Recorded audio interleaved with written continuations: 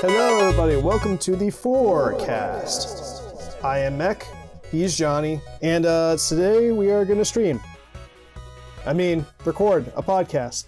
Yeah, that's what we were doing, right? That's the plan. How you been doing, Johnny? I've been all right, man. Working on a couple of projects I can't wait to bring out. One of which, you're recently involved in. We kind of did a crossover episode with the Three Shades team. And though we did a podcast with them, those episodes are out. Other than that, I've been playing a lot of Pokemon Go, which I talk about every episode because it's that much fun. And I had some Chinese food for the first time in a while because of the quarantine. Really? Yeah. The Chinese food place that I liked was closed. And they were closed till like May something. And I got back in there yesterday and they fed me. And it was glorious. Yeah. I been doing the same thing I always do when we're quarantined, which is apparently nothing. I don't know. I was starting to work on. As usual, I was starting to work on the Star Fox video. Then I got depressed and didn't feel like working on it. So, with that being said, what have we been playing, Johnny? You mentioned Pokemon Go. Anything else? Let's see. What else have I been playing? I've been really on my mobile game the last last month or so, just because I've been on the road. Like I haven't been home to play like PlayStation or anything else, so I've been playing a lot of Clash of Clans, Clash Royale, Pokemon Go, like I said, and that's pretty much it. I'm actually looking forward to being able to sit in front of a console again, man. I have been playing. I recently rented the Assassin's Creed 3 Remastered for the Switch, and I finished it, and then I moved on to Assassin's Creed Liberation, which came with the same Liberace? part of the same disc. Liberace came with the same disc. So, fun fact: Liberace was apparently an assassin. Yeah, he was one of the main characters. Or Templar, depending on how you're looking at it. I actually really like the character of Liberation more, the main character, Aveline, more than Connor in 3. Like, more outgoing than like Altair and Connor, but like not as like uncomfortable to be around as Ezio. Ezio is kind of like the for like most of the second game is like the whiny playboy. Oh, okay. Aveline is also a playboy, but she's also not like annoying. She's a playboy too? She's born to a noble family, so it would kind of make sense. Well, and frankly, I did not see that coming. One element they added is that you can swap out your costumes. So, like, not like it's like you adapt different personas. Like, because, you'll never see that coming. She can change her outfits, and they have, like, different effects. So she has, like, one where where you can be, like, a nobleman. You can't, like, climb, and you can't free run or anything. But no one will like suspect you for killing people. And then there's like a slave persona, which you'll draw like more attention to yourself, but you're also able to get into like hidden areas because of it. Oh, because you look like a slave? Yep. Who'd have thought? Yeah, who knew slavery worked out for you sometimes? Slavery, the advantage. We're gonna move on to, I think this will be the first time we're doing this in this format. We are doing our 4 Freebies segment. So 4 Freebies is a segment where Mech and I discuss what's free for the month on various consoles, PlayStation and Xbox, and give a little bit of a background on each game, whether we know about it or not. This way, if you're interested in picking it up, you can get some first-hand knowledge. So we're going to do May, games for May. I'll start with PlayStation. We got 2 simulation games. We got City Skylines, which is a city-building game where you plan and develop a metropolis. It's pretty realistic. I haven't played it, but I heard a lot about it. It kind of sounds, based on what I've read about it, it kind of sounds like SimCity, basically. It sounds like what the new SimCity was trying to be, kind of. I don't know, I haven't played it, but that's what I've heard. Yeah, so the description, as it reads in the store, because this is unbiased, it says, build a city of your dreams, bring on a smog-filled industrial revolution, or create a quiet beach town ideal for tourists. Multi-tier challenge simulation, play as the mayor of your city. You'll be faced with balancing essential requirements such as education, water, electricity, and more. You get to manage traffic and the needs of your citizens. You can build carless downtown areas. You can do free public transit. And then there's an after dark kind of expansion thing, which is included, which is nice. and you get to watch your city become an entirely different place at night. A day-night cycle will have your citizens seeking out places to unwind after work. So that's kind of cool. It's like I guess they're trying to take the SimCity concept and just go way beyond. It almost sounds like Tropico, but you're not an absolute dictator. The second free game that they're offering is Farming Simulator 19. Okay? And I want you guys to just understand before you knock Farming Simulator that there were 18 other copies of this. It may be referring to the year it came out. Man, just laugh. It was a joke. That's all. Anyway, I'm looking at some of the screenshots though, and I'm not gonna lie. If I was into farming, this would turn me on. The details on these tractors is ridiculous. You're saying it turns you on?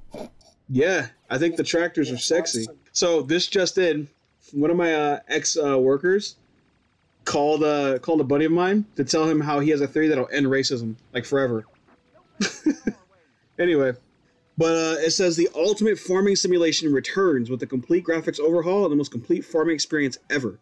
You need to play as a modern farmer and develop your farm on 2 huge American and European environments, filled with exciting new farming activities, crops to harvest, and animals to tend to. So is this like a Animal Crossing for like absolute adults? Maybe more like Harvest Moon for absolute adults. Ah, okay. Wow. So they got some licensing on this game. You need to drive 300 vehicles, including John Deere's, Case IH, New Holland, Challenger, Fendt, Massey Ferguson, Valtra, Krone, Dulce Far. Those are big names in the farming industry, I imagine. Grow your farm online with other players and download community-created mods. This is pretty cool, man. I mean, personally, I have zero interest in this, but I would absolutely watch somebody play it. That's how I feel about like watching a lot of okay, there's like this guy I watch that I watch occasionally, the Spiffing Brit. He does videos where he basically plays through exploits games.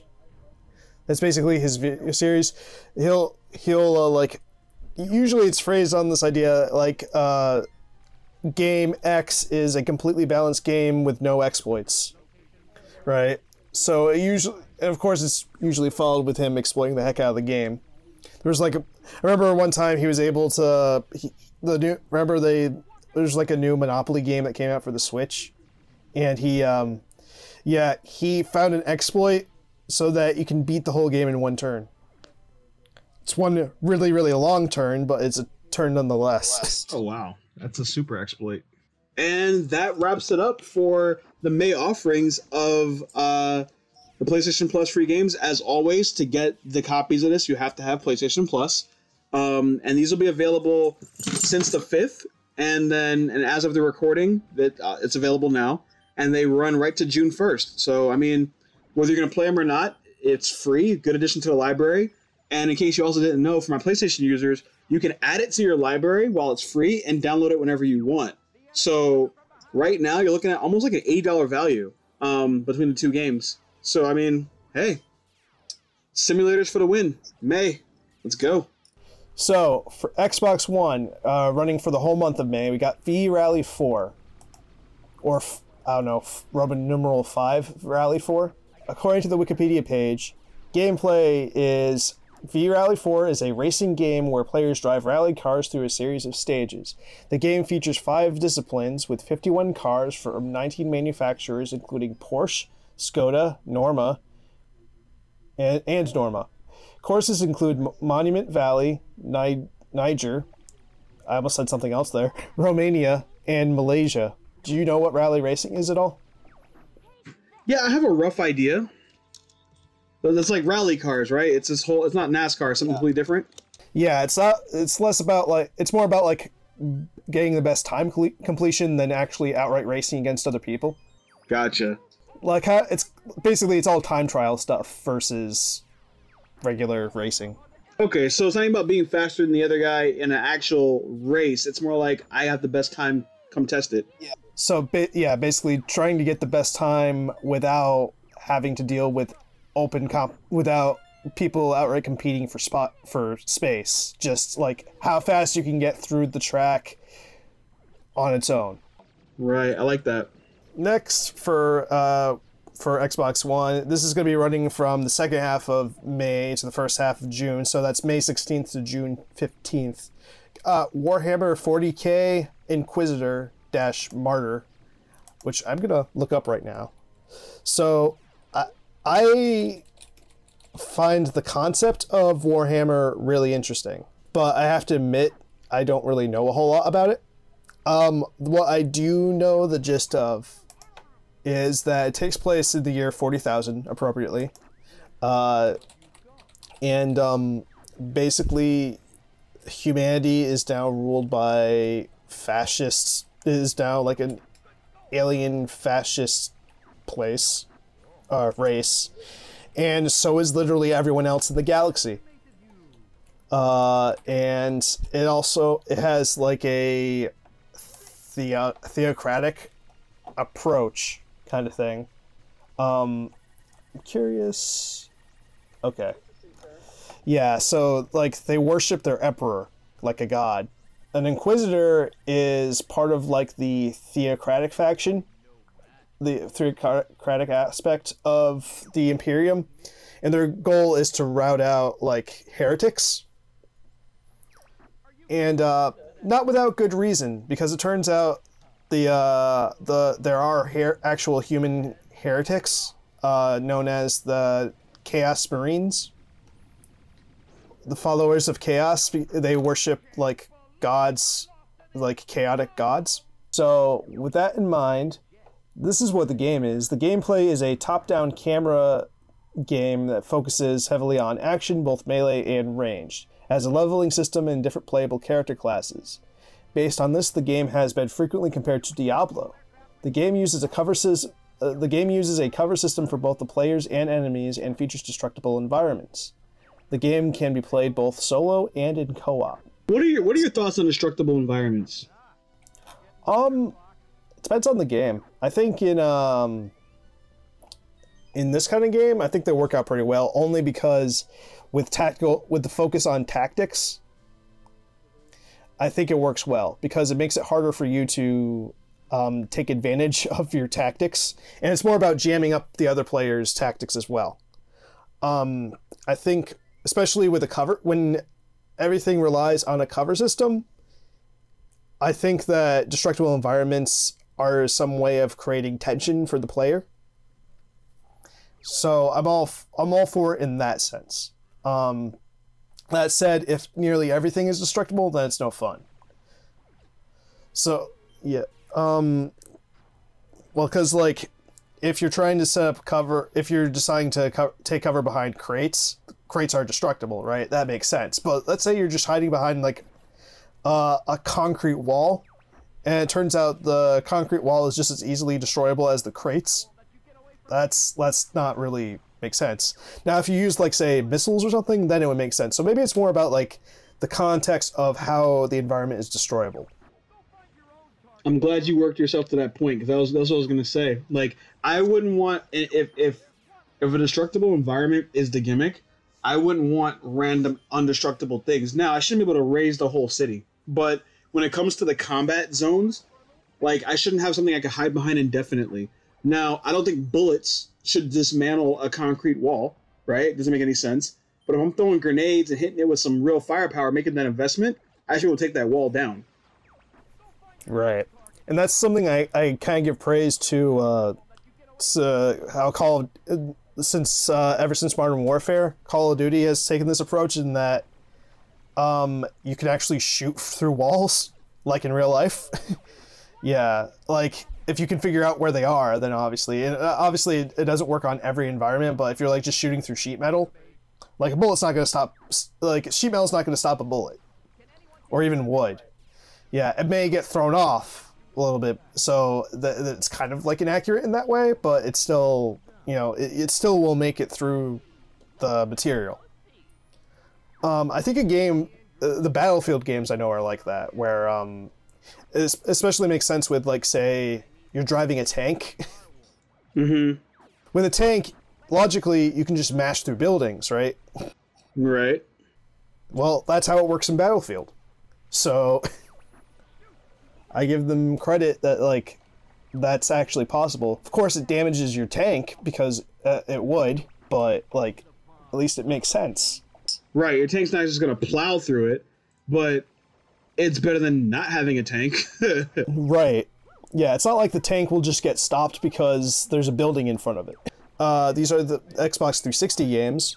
So for the first half, from May 1st to the 15th, we have Sensible World of Soccer. I like how they phrase that. Sensible World of Soccer. Okay, I'm with it.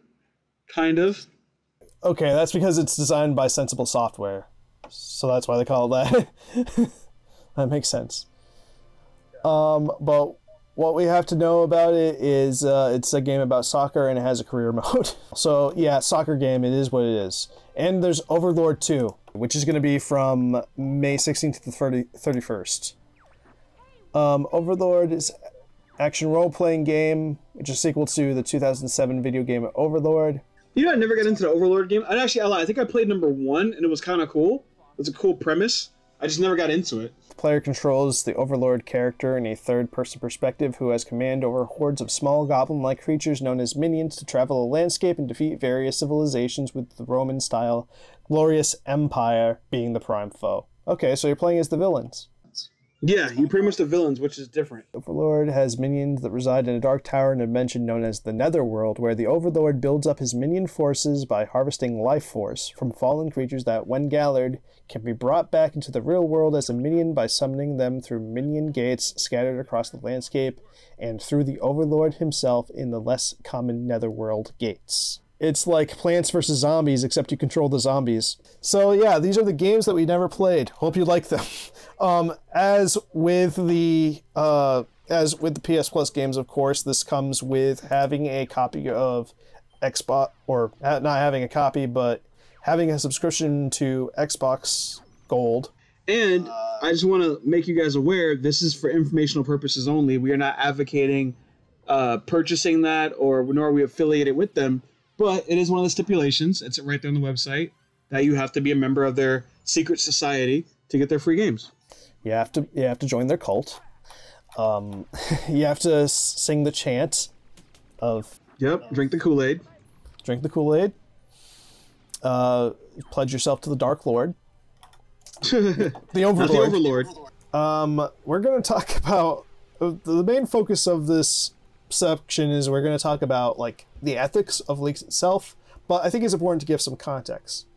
So to protect ourselves, it seems like everyone else is practicing speaking in euphemisms to get around this issue. So if you want to come after us, legal entity that will not be named, then just try.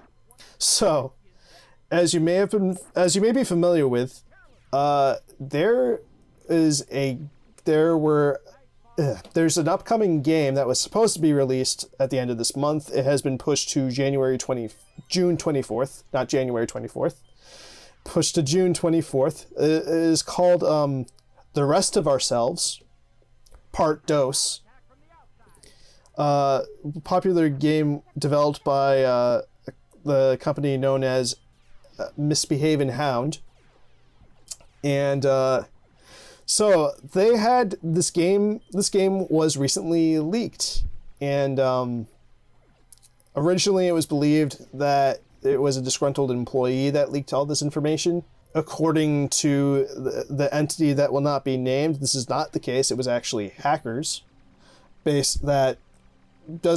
The argument doesn't quite make sense to me, because according to them, the way they hacked it is by getting into an earlier build of the game that was not protected. And I'm like, how do you get like files of the story leaks through a patch?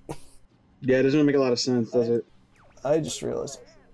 But let's assume that both options are potentially true and explore them each. So again, we're not talking about the leaks. Our main focus is not necessarily the ethics of, or the leaks themselves. It's of the ethics of the leaks. So, Johnny, how do you feel about leaks when it comes to games?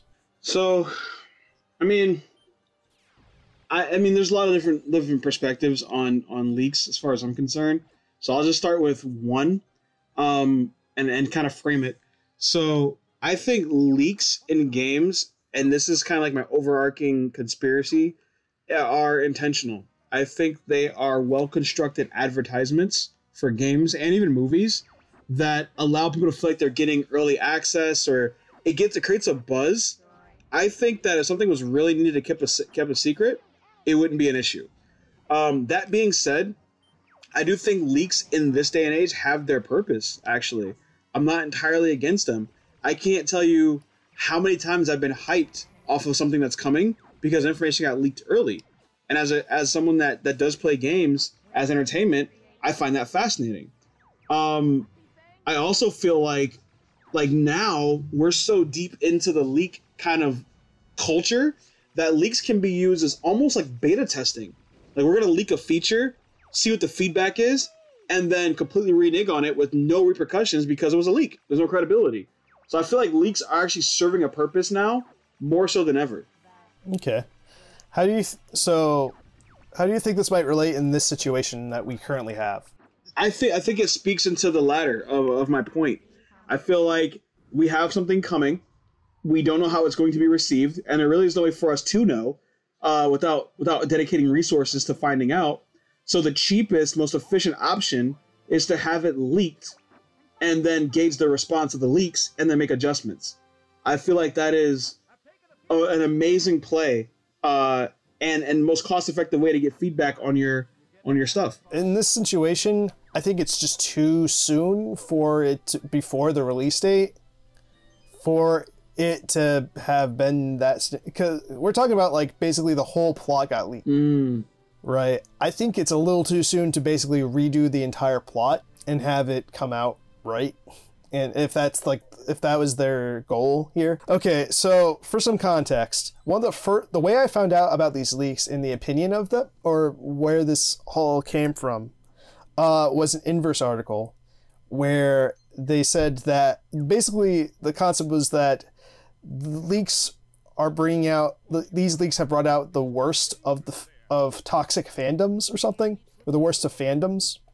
And I'm like, that sounds kind of the opposite of what pretty much every journalist has done, or every game journalist has done up to this point. and this goes to my point that, like, in my personal opinion, is the only reason we're hearing about this, the only reason we're having a discussion at all is because the leaks were not well received. If they were well received, I don't think we would be having this discussion. Hence the previous statement I made. And that's kind of my point. Yeah, I agree with you. Yeah, and the journalists would have just leaked the information like anything else. There was actually a guy from Kotaku that he said basically threw anyone who leaks information under the bus, saying like, you're all terrible people. This guy the guy who said this makes his career out of covering Bethesda leaks. That's some scumbaggery. I personally am a fan of the first, The Rest of Ourselves. So, I had trouble finding the actual leaks themselves for a long time because it seems like entity that will not be named went out of their way to illegally DMCA anyone that talks about it. Which is why we're speaking the way we're speaking, correct? Yeah, this is why, because they're not just DMCA'ing people that show footage, like leaked footage, they're just DMCA'ing people that talk about it. You know, it's like the Streisand effect. That's why we're talking about it. When we talk about like the ethics of leaks, let's say like the company that will not be named, X, is right that is telling the truth that they were hacked and that's how this information got out. Let's assume that the person that hacked them was not a disgruntled employee, and hence why the rest of it would make sense, or the rest of this jump in logic would make sense. Then it comes down to, is observing the leaks ethical at that point? Or should we be glad that this information was leaked at that point? Because I can tell you honestly, it saved me $60. Should we be glad that we have this information even though it was obtained through illegal means? I mean, knowledge is power, right? Like, you can't make educated decisions without information. So I'm always going to be on the camp that's thankful to have the information. I don't think that having information condones or authorizes or justifies action, but I feel like the more information that can be made available, the better. I don't really care what the circumstance. I kind of view it as this is the equivalent of like whistleblowing, but for games. Because it's like, because not only this showed up like that, when you see this in the context of like, and that's why I kind of showed you that video, when you see it in the context of all of the problems that Misbehaved Hound has,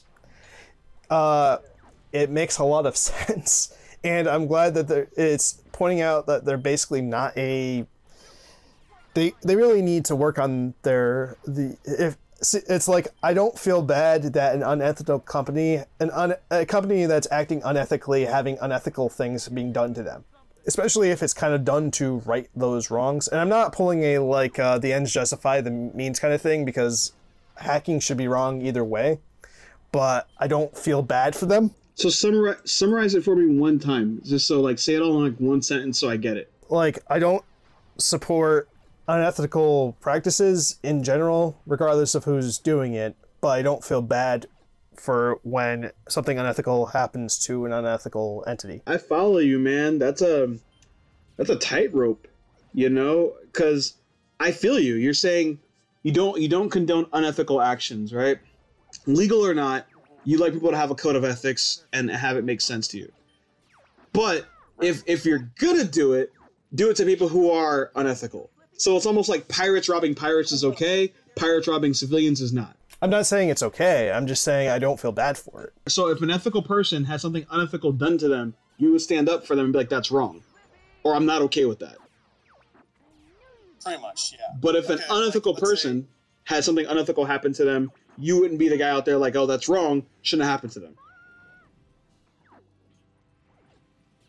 Pretty much. Okay.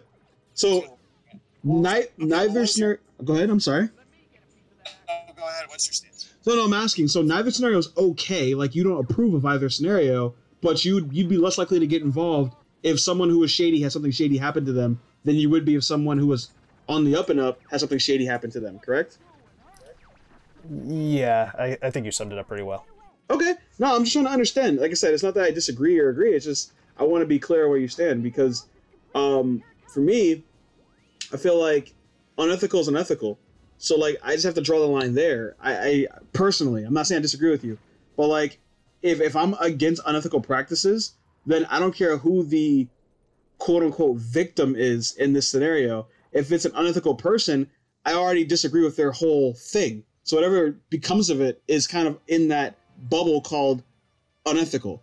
But as far as unethical practices, like, I do find some of them necessary, but I don't agree with them because, you know, my code of ethics dictates things happen a certain way. I think unethical practices can create fantastic results, but at the end, are you looking at the end justifies the means kind of conversation? You know what I mean? So I feel like it is case by case. If I had to take a hard line stance based on what little knowledge I have, I would say let's maintain a code of ethics. Yeah, so what I'm gathering here is, like, we're in alignment with our views. We're just focusing on different aspects of it, I guess. Right. Yeah, there's different parts that are important to us. And I totally get what you're saying. If you're playing in the water and you get wet and that's not what your intention was, you shouldn't have been playing in the water. But if you're walking down the street and someone throws a bucket of water on you, then it's like, hey, man, that wasn't right. It's like, you shouldn't be surprised that bad things happen to bad people, but that doesn't mean, but it works the other way around too, because, like, I'm not going to say the bad person should get the first bad person, or I should say the bad person too, we'll say bad person too shouldn't get away with what they did either. Right. No, I understand. I totally get it.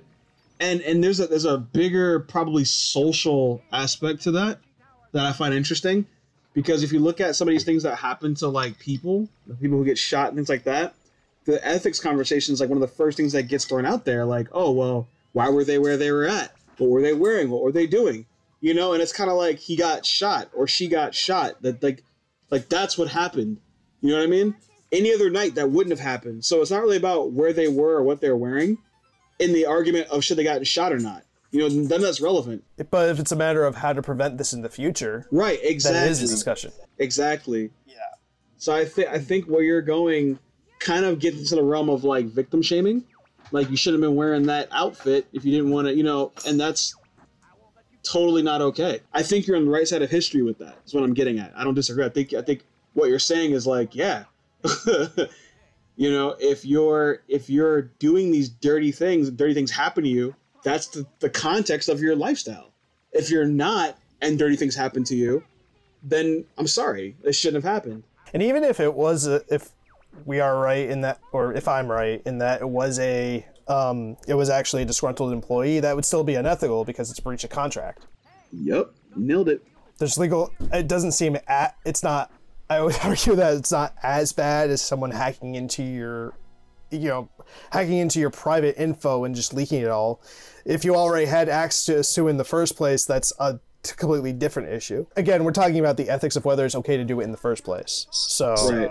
I like I said, I think that like I have a very neutral view of it. You know, I know it's funny, you're having a conversation on ethics and I'm trying to leave my personal ethics out, but I'm looking at it like, could an unethical action create a great result, right? Like ripping someone's teeth out of their mouth because they're in prison and they're your prisoners is unethical. But if I learn more about the gums and the teeth and I'm able to create medicine in the future, it created a great result, right? Now, could I have gotten that result a different way? 100% of course, but I didn't. I got it the way I got it, and there's no way to change that. So do I just undo the results? Because you follow what I'm saying? So what do you think are the ethics of removing organs from or harvesting organs from condemned prisoners? Like, I listen, there's an ethical way to do it. Like, I don't want to collapse ethics and morals, but I feel like there's an ethical way to do that. So, and I don't know much about the process as it is now, but I think there's a way to do that where you can still get what you need and have everybody be on the same page. You know, and again, it is what it is. What I am getting at though is like I was more referring to like German science. We'll call it that. You know how how it's the best in the world. Well, it is the best in the world. But what I'm getting at is there's so much that we've learned through the most shadiest and most unethical like practices that benefit people who will never ever commit those atrocities, that it's hard to argue that ethics should dictate action.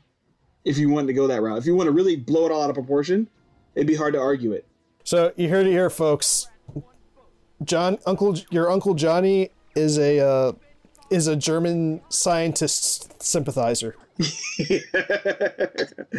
And frankly, but yeah, I am totally not. But in this conversation, it could definitely sound like that. This is the best conversation we've ever had on the show. Demonetized me. I'm going to jail. So we'll close this out. Thank you for listening to the forecasts. This is our initial freebies of May. Hope you enjoy the games. Hope you enjoyed our show. Once again, I have been Mech. And I am Johnny. Be ethical, people. Like, if you're listening this far into our podcast, we'd like to encourage you to be ethical, because at the end of the day, if we're all playing by the same ground rules, we can all know what to expect. I believe there's more progress in order than there is in chaos, and I do believe chaos has its function as a tool. But be ethical, people. This was the forecast. Thanks for listening. See ya.